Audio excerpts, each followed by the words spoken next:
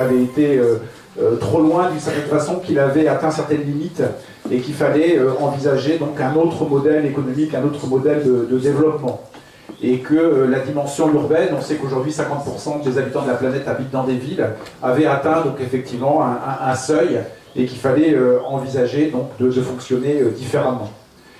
Sur l'activité économique de façon plus classique, donc a été évoqué justement les pistes de développement économique en zone rurale, ainsi que les freins. Donc on a évoqué par exemple la microéconomie qui se développe, dès qu'il commence à y avoir concentration de population, même en zone périurbaine, ça crée de l'activité, que ce soit du service, de l'artisanat.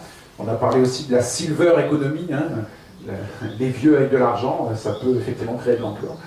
Les difficultés, c'est l'absence effectivement de lieux qui permettent effectivement l'installation de cette microéconomie, l'absence de conseils suffisamment pour accompagner donc les porteurs de projets, les freins liés à Internet, où effectivement dans certaines zones rurales, ben, effectivement on est limité pour pouvoir travailler en télétravail. Ont été aussi évoquées justement toutes ces coopératives d'activités qui se développent de plus en plus et qui accompagnent les projets. Ensuite ont été évoqués les problèmes de la coordination économique. Autant il y a sur l'agglo une communauté urbaine qui coordonne d'une certaine façon donc, le développement économique. Dans les zones périurbaines, c'est fait de façon beaucoup plus anarchique et il n'y a pas effectivement de coordination. Et ça a été évoqué par d'autres, mais une concurrence entre les communautés de communes, par exemple, qui fait que bon, les choses ne se développent pas forcément où elles seraient le plus pertinentes. Ce qui a aussi été évoqué, c'était les dimensions de qualité de vie, de rythme de vie. En considérant qu'à la fois, il y avait de moins en moins de différence entre les urbains et les ruraux, l'influence de la télé ou autre, hein, les gens baignent un petit peu dans la même culture, et en même temps, on a une grosse différence et qui a plus tendance à s'accentuer entre les centres-villes avec les gagnants de la mondialisation, donc les bac plus 5 qui ont les bons jobs, les bons salaires, etc. Et puis la relégation effectivement en zone rurale de gens qui sont plutôt les perdants de la mondialisation, avec l'impact par exemple sur le vote Front National qui est très peu présent en centre-ville, et plus on va effectivement dans les campagnes, plus on le voit effectivement monter, avec ce que ça révèle de souffrance et de malaise.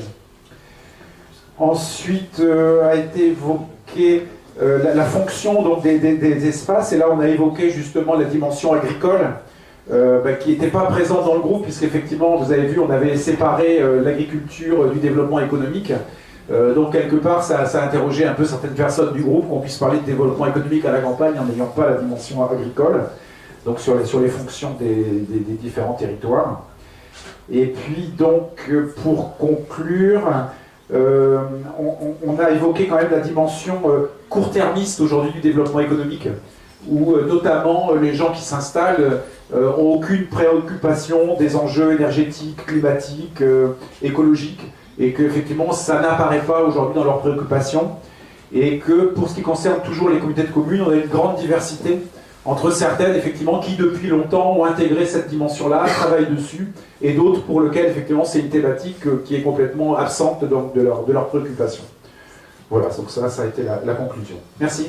Retrouvez et suivez le C2D sur son site internet et les réseaux sociaux.